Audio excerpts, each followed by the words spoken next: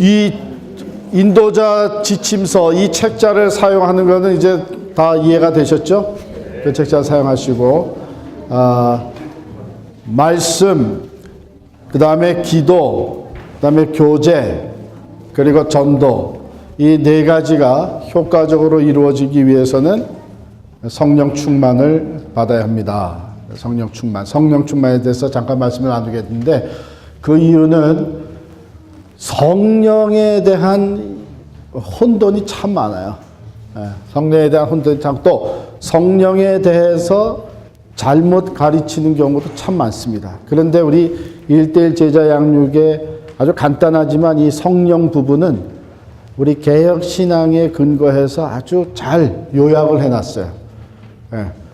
성령에 대해서 잘 요약을 해놨는데, 혹시 교재 가지고 계신 분들은 이제 교재를 이렇게 보시면서 하시면 되겠고, 그렇지 않은 분들은 뭐 짧은 시간이지만 이번 이 성령 부분에서의 그 강조점은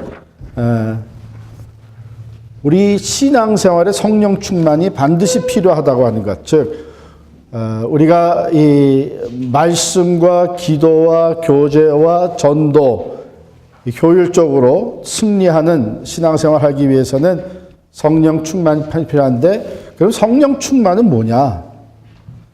성령 충만은 누가 주시는 것이냐? 성령 충만을 받으면 뭐가 달라지냐? 그러면 어떻게 성령 충만을 받을 수 있느냐? 이런 것들이 지금 교회의 줄거리입니다. 줄거리예요. 자, 여러분, 성령 충만이라는 것이 무엇을 의미합니까?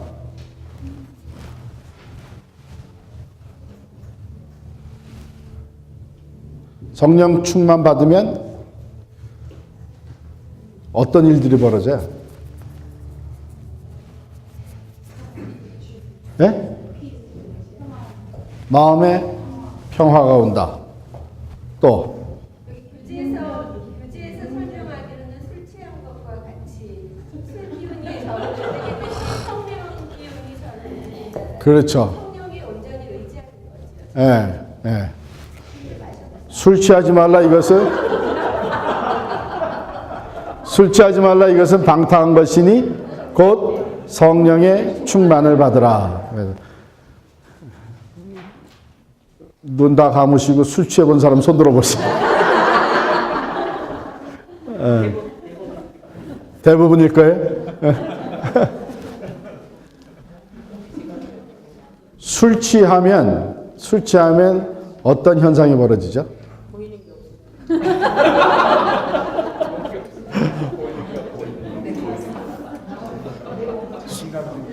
술 취하면 없던 용기가 막 생기고 눈에 뵈는 게 없고 자신감이 생기고 그게 사실이에요. 그러니까 이렇게 표현하면 될까요? 술 취하게 되면은 어떤 새로운 기운이 생기죠. 근데 또 그렇지 않은 분들도 있더라고요. 술 취하면 그냥 자는 사람도 있더라고요. 또 잠기운이 생긴 거야. 또 술 취하면 어떻게 돼요? 이게 막 횡성을 추솔해요. 판단력을 잃어버려요.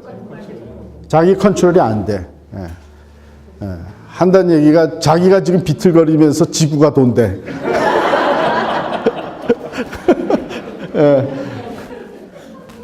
그러니까 이성을 잃어버려요.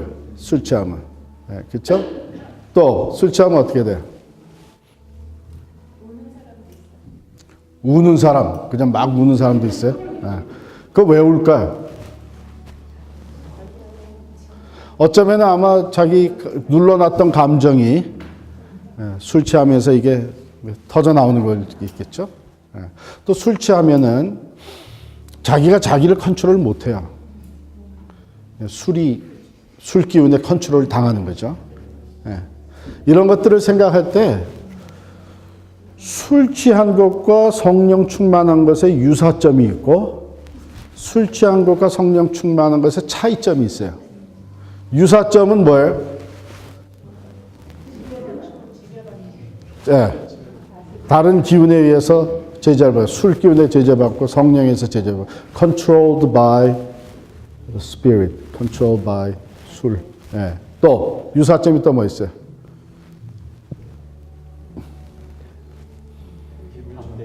없던 새로운 기운이 생겨요. 예. 예. 그래서 자기가 아니라 다른 것에 컨트롤을 받게 되는데 성령 충만한 것이 바로 내가 아니라 하나님의 영, 그리스도의 영에 성령의 컨트롤을 받게 되는 것이 성령 충만한 거예요. 성령 충만한 거예요. 그러면 차이점은 뭐냐 하면 이 술 취하면은 이성을 잃어버리지만 성령 충만하면은 오히려 분별력이 생깁니다. 네, 분별력이 생겨요. 이게 큰 차이입니다. 큰 차이예요. 그래서 이 전에 없었던 더 아주 확실한 분별력이 우리에게 주어집니다. 그러므로 성령 충만하게 되면 오히려 하나님의 말씀을 더 잘 깨달아 알 수 있게 돼요.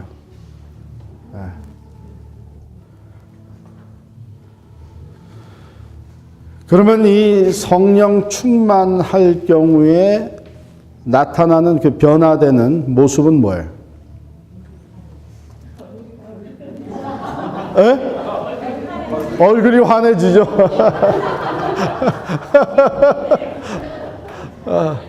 성령 충만하면 왜 얼굴이 환해질까요? 기쁨이 있고 또 평화가 있고 또 자신감이 있고 확신이 주어지고. 이 성령 충만할 때에 우리의 삶에 나타나는 그 변화, 또 열매들을 우리 성령의 9가지 열매를 대표적으로 들죠. 그래서 이런 그 성령 충만할 때 우리의 그 인격의 변화들이 주어집니다. 그래서 그 성령의 열매들을 맺어갈 수 있게 되고, 성령 충만하게 되면은 성령의 은사가 또 주어져요. 우리가 하나님의 일을 하는데 필요한 성령의 은사들이 바로 성령 충만한 삶을 통해서 나타납니다. 성령 충만은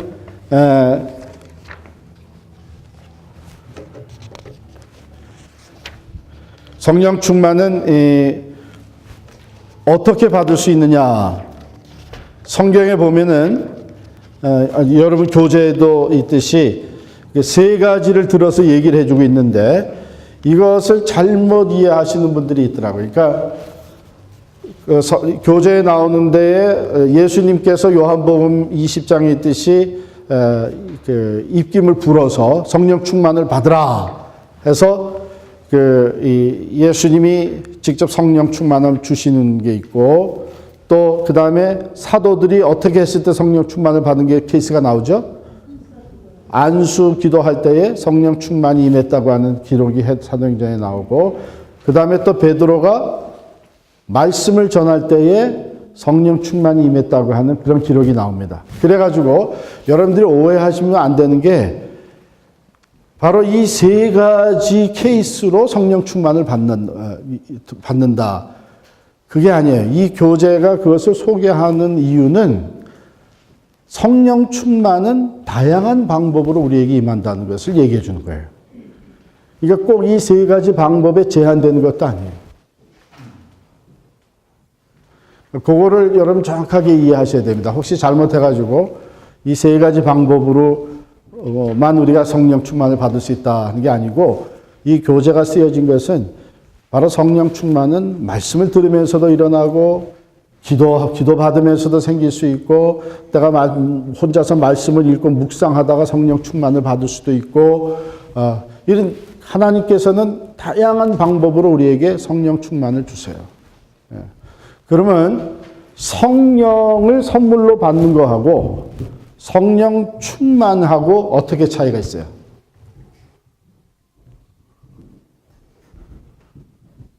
성령을 받는 거는 일회적인 사건이에요.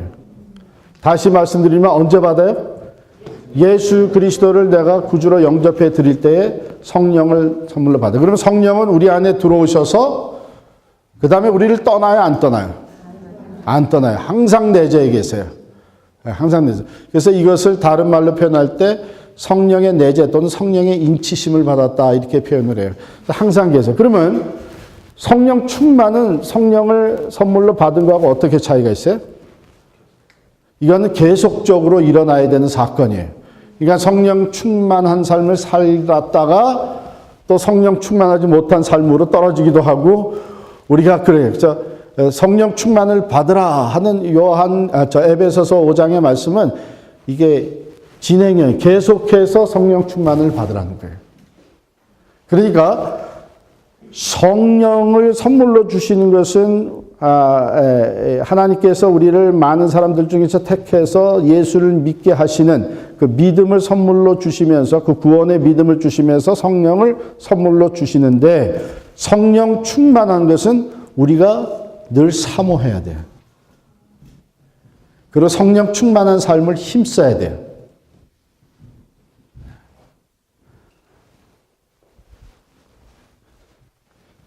그럼 우리는 어떻게 성령 충만을 받을 수 있느냐? 어떻게 성령 충만한 삶을 살아갈 수 있습니까?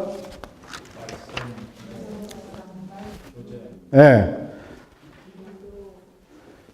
첫 번째로는 내가 성령 충만이 필요하다는 것을 내가 인정하고 성령 충만을 사모해야 돼요. 내가 이래서는 안 되는데. 내가 그냥 이렇게 신앙생활을 해서 안 되는데. 그래서 그 필요한 것, 내가 성령 충만이 필요하다는 것을 인정을 하고 사모하는 마음을 가져야 되고, 그 다음에 두 번째 성령 충만한 삶을 가로막는 가장 큰 요소가 뭐죠? 죄입니다. 죄. 죄 문제가 해결이 돼야 돼요.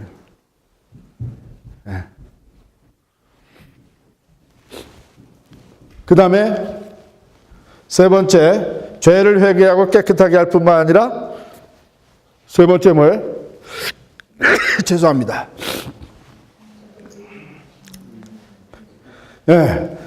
나 자신을 하나님 앞에 맡기는, 즉 믿음의 삶이죠. 내가 내 삶을 좌지우지하는 것이 아니라 하나님 앞에 내 삶을 의뢰하는 믿음의 삶, 그 가운데 성령 충만의 역사가 나타납니다. 그러니까 내가 필요를 느끼고 사모하고 그 가장 성령 충만을 가로막는 죄 문제를 회개하고 그리고 내 삶을 하나님 앞에 믿음으로 의뢰하는 이런 삶 속에 성령 충만의 역사가 나타납니다. 성령 충만이 주어져요. 그런 성령 충만을 받은 사람들은 성령의 열매가 맺어지기 시작하고 성화의 열매가 나타나죠. 그러니까 내가 굉장히 성령 안에서 사랑이 충만하고 인내가 있고 정말 온유하고 화평하고 하는 그 성령의 열매가 많이 나타나다가 또 참지 못하고 사랑하지 못하고 불평과 불만이 앞서고 이런 것들은 벌써 제가 성령 충만한 삶에서 멀어진 거예요. 그러니까 한 번 내가 열매 맺었다고 해서 내가 이제는 그런 사람이 돼버린 건 사실 아니에요. 그 열매가 계속 맺어지고 더 커지기 위해서는 성령 충만한 삶을 항상 힘써야 됩니다. 두 번째, 성령 충만하게 되면 아까 담대해진다 그랬는데 특별히 담대해지는 것이 뭐냐면 예수를 전하는데 담대해져요. 성령 충만하게 되면 누가 뭐라 그러더라도 참 담대하게 전도하는 삶을 살 수 있어요. 그리고 성령 충만한 삶 속에 성령의 은사가 주어지면서 하나님의 능력이 우리의 삶에 나타납니다. 그러니까 사실은 하나님 성령 충만한 삶이 얼마나 중요합니까? 내 인격의 변화와 복음을 전한 전도와 그리고 하나님의 일을 감당하는 은사와 능력이 성령을 통해서 우리에게 주어집니다. 이렇게 한번 생각해 보세요. 성령은 하나님의 영이죠. 또한 동시에 그리스도의 영이죠. 네. 성령은 거룩한 영이죠. 성령은 지혜의 영입니다.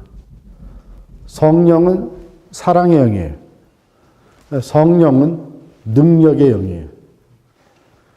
그러니까 성령 충만하다고 하는 것은 바로 하나님의 지혜로 채워지는 것이고 성결한 삶으로 채워지는 것이고 능력으로 채워지는 것이고 그걸 포괄적으로 얘기하면 성령 충만한 삶은 하나님으로 충만해지는 거예요. 그리스도로 충만해지는 거예요. 성도들의 삶 속의 성령 충만함은 이렇게 근데 우리가 일반적으로 잘 모를 때에는 성령 충만하다 그러면 어떤 그 초월적인 힘, 초인간적인 능력 이렇게 좀 생각하는 경우가 참 많아요. 그래서 신비한 현상. 그래서 떼굴떼굴 굴러야 되고 이상한 소리가 나올 수 있어야 되고 뭐 이런 그 신비한 현상인데 그래서 잘못되기가 쉬운 거예요. 그 현상보다도 실제적인 인격의 열매, 변화와 열매, 실제 삶에서 예수를 전하는 담대함, 그리고 우리를 통해서 나타나는 하나님의 능력, 은사, 성령이 하나님의 일을 하게 하는 은사. 그 성령 충만을 주시는 궁극적인 목적은 우리의 변화된 삶을 통해서 하나님이 영광을 받으시는 거예요. 하나님이 영광을 받으시는 거예요. 네.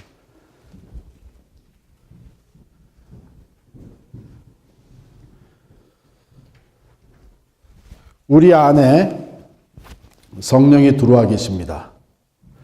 근데 갈라디아서에 보면은 성령이 원하는 것이 뭐냐면 성령의 그러니까 소욕, 성령이 원하시는 것은 우리를 하나님의 사람이 된 우리를 완전히 소유하시기를 원하세요.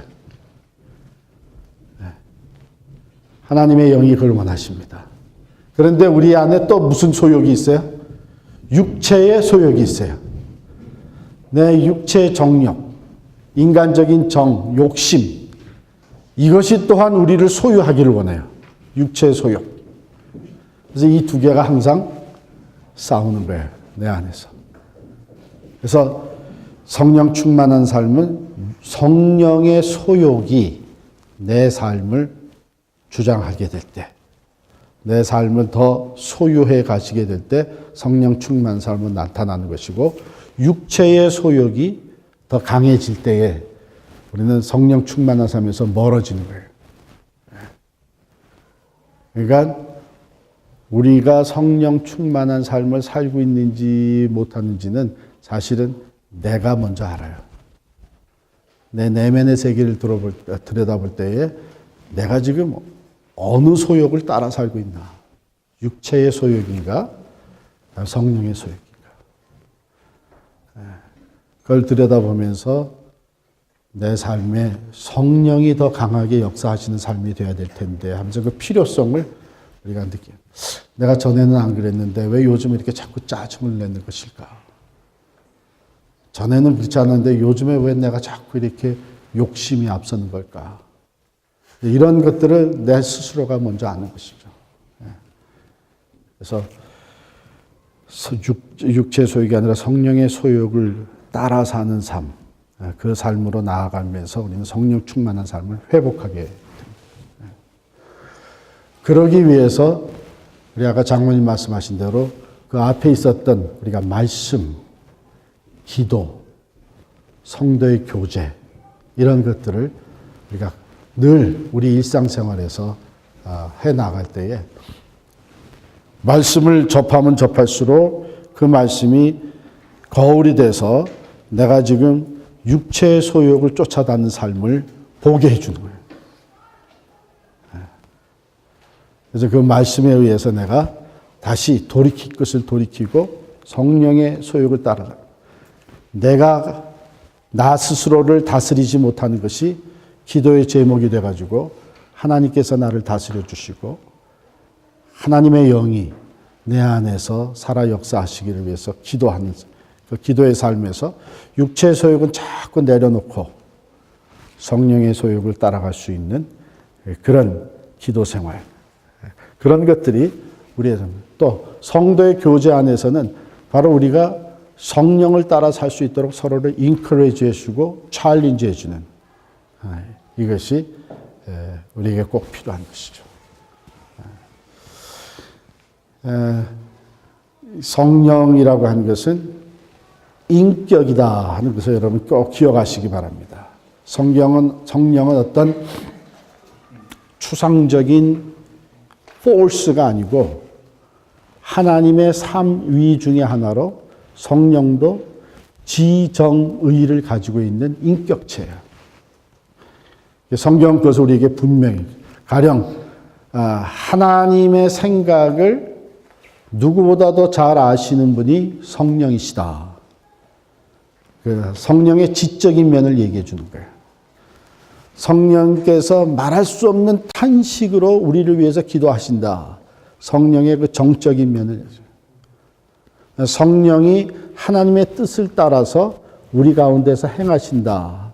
성령의 그 의지적인 면을 보여주는 거예요. 성령은 인격체이기 때문에 우리가 성령과의 교제가 이루어지는 것, 성령 충만하고 성령을 따라가고 하는 그 성령과의 교제도 지적인 것, 정적인 것, 의지적인 것이 다 포함이 되어 있어요. 근데 잘못하게 되면 정적인 것으로만 치우칠 수가 있어요. 성령하게 되면 꽤 많은 사람들이 감정적인 걸로만 치우치는데 성령의 역사는 지적인 것, 즉 하나님의 말씀과 또한 우리의 믿음의 의지적인 결단, 이것이 우리의 그 감정적인 체험과 함께 가면서 인격적인 성령과의 교제가 이루어집니다. 저는 어렸을 때에 저희 외할머니한테 이제 기도받으러 다니면서 성령이 이렇구나 하는 걸 깨달은 적이 있어요. 한 번은 저희 할머니는 참 무식하신 분이셨어요. 그런데 성경을 한글을 깨우친 것이 성경을 통해서 깨우친 거예요. 예수 믿고 성경을 이게 배우기 시작하면서 한글을 깨우치시니까 교육은 뭐 다른 교육은 받으신 것이 뭐 거의 없죠. 그리고 워낙에 이제 미신딱지 우리 그 집안에서 미신딱지 섬기던 집안에서 와가지고 맨 처음에 예수님을 영접해 드렸을 때에 그 집안에서 그 영적 전쟁이 대단했다 그래요. 밤에 잘라 그러면은 장독대에서 그 장독 뚜껑들이 다닥다닥다닥. 그러니까 예수를 영접해 드리니까 말할 수 없는 그 영적 싸움이 시작이 되는 거예요. 두렵게 만들고. 근데 그거를 이제 잘 극복하시고 하는 가운데 하나님이 굉장히 많은 은사를 주셨는데요. 병 고치는 치유의 은사, 방언의 은사, 통역의 은사, 뭐 다양한 은사를 주셨는데 한 번은 가서 기도 받으시는데 저를 위해서 기도해 주시다가 할머니가 그러시더라고요. 야, 우리가 성령께도 기도할 수 있단다. 성령께도 기도할 수 있단다.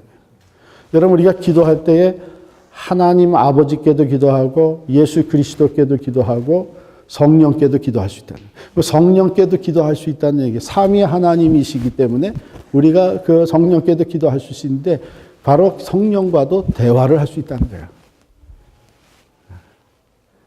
그래서 이 인격체라는 거예요.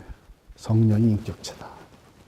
성경에 보니까 정말 나중에 제가 신학교 와서 배우면서 보니까 그 할머니가 참 맞았네. 근데 이제 그렇게 배운 것이 없지만은 그분은 기도 생활을 통해서 하나님께서 주시는 지식과 지혜를 얻으시는 거예요. 성령에 주시는 지혜죠. 여러분께서 이 성령 어떤 신비한 체험 그거보다 훨씬 더 인격체라고 하는 것을 늘 기억하시고 성령님과의 교제가 말씀과 그 기도와 또 믿음의 헌신을 통해서 이루어지는